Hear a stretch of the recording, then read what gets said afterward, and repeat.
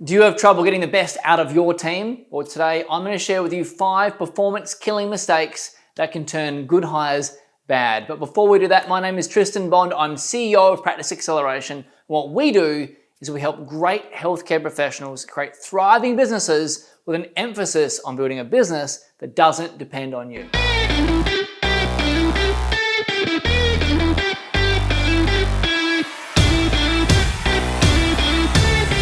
Now, the first mistake is lack of role clarity.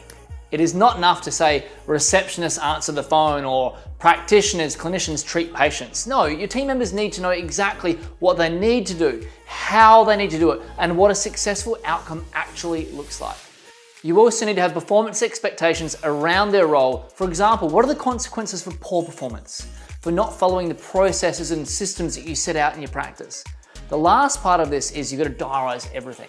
Diarising gives you consistency and control. For example, you wouldn't let your patients just attend without an appointment, would you?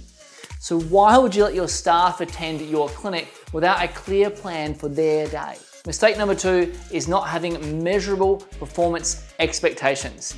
If you have the assumption that your team will perform well, but you don't have crystal clear goals mapped out for them, they're going to disappoint you and themselves, and it's not their fault.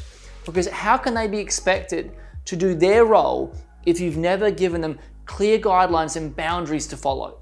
Mistake number 3 is this: letting your team put you in the dreaded friend zone. Now, this is really common. I hear it all the time. Hey Tristan, I'm too nice, my team walk all over me. I totally get it.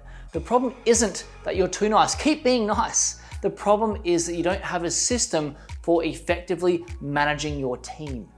This is a game changer. You've got to have a process for running your meetings, for having performance conversations, for having conflict and problem resolution discussions. With the right structure for these conversations, you can still be friendly, still be yourself, and align your team and gain their respect and improve their performance at the same time. Mistake number 4 is this: paying for performance.